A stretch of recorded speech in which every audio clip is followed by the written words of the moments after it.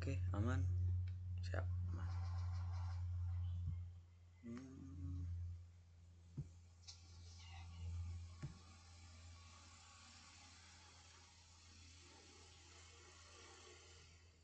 Ya Allah, ngelek. Oke. Assalamualaikum warahmatullahi wabarakatuh. Perkenalkan, nama saya Haikal Zuhri Aziz dengan NIM 163255005012. Pada kesempatan kali ini saya akan mempresentasikan tentang hardware dan software, komponen utama dunia digital. Kita lanjut.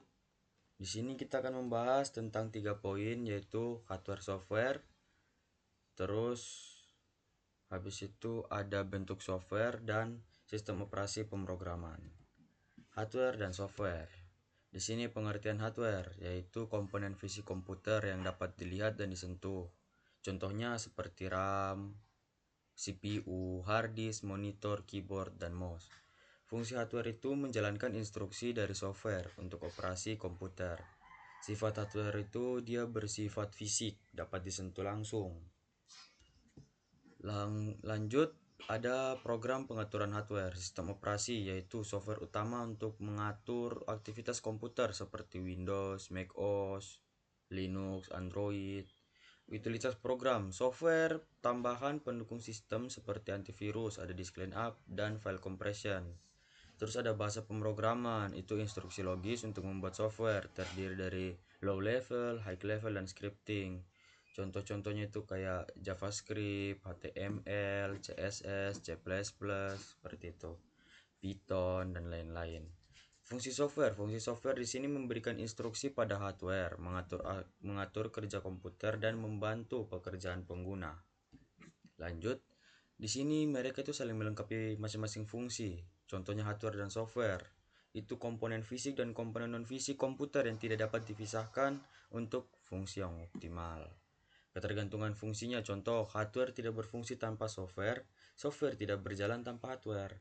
Dan ada perbedaan bentuknya, karena hardware itu bersifat fisik, sedangkan software berupa kode pemrograman yang memberikan instruksi.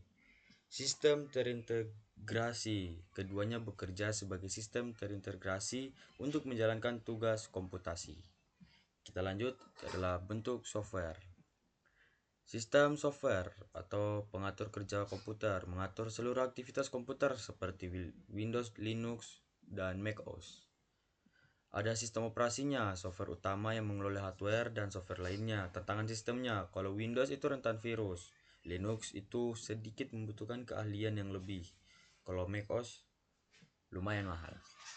Dan masing-masing itu ada juga kelebihan-kelebihannya. Contoh, Windows itu gampang digunakan, Linux itu gratis. Sedangkan kalau macOS dia lebih stabil dan lumayan elegan desainnya kayak gitu. Lanjut, ada application software. Definisi application software. Software untuk kebutuhan pengguna. Itu definisi dari dari software aplikasi. Contohnya seperti Mac Office dan Photoshop. Fungsi utama membantu pekerjaan pengguna dalam tugas sehari-hari. Perbedaan dengan sistem software itu adalah aplikasi software ini fokus pada kebutuhan pengguna, bukan mengatur kerja komputer. Contohnya seperti Microsoft Word, Excel, aplikasi desain, Photoshop, Adobe Illustrator, DaVinci Resolve, dan yang lain-lain. Kita masuk ada di programming software, yaitu pertama pembuatan aplikasi software khusus untuk pengembangan program komputer seperti VS Code dan Eclipse.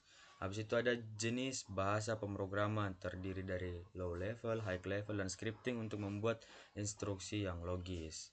Terus ada IDE dan compiler, lingkungan pembangunan terintegrasi yang memudahkan programmer menulis dan menguji kodenya. Terus ada fungsi utama, yaitu membuat programmer untuk menguji dan memperbaiki aplikasi komputer dengan efisien. Kita masuk adalah fungsi fitur utama dari software, yaitu user interface atau biasa dengan UI, biasa disebut dengan UI. Tampilan yang memudahkan interaksi pengguna dengan software.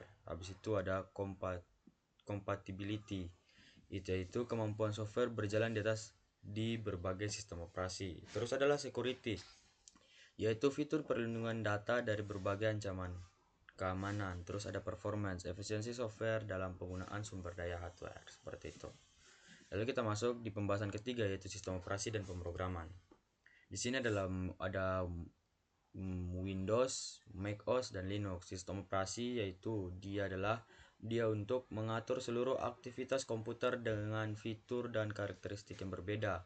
Contohnya Windows seperti tadi mudah digunakan, banyak aplikasi yang tersedia, tapi dia rentan terhadap serangan-serangan virus.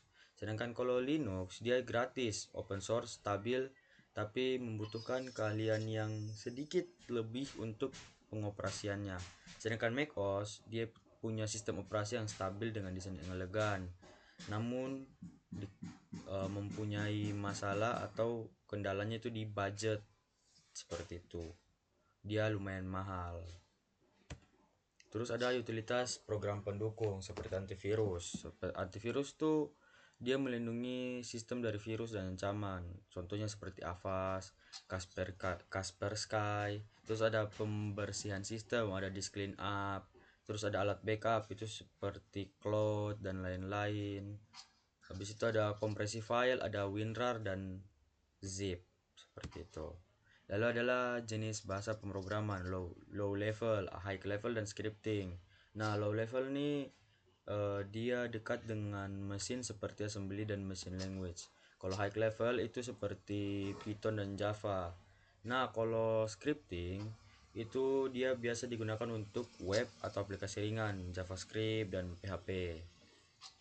Nah, bahasa low level dekat dengan mesin, contohnya assembly dengan ini. High level seperti Python dan Java untuk pengembangan aplikasi.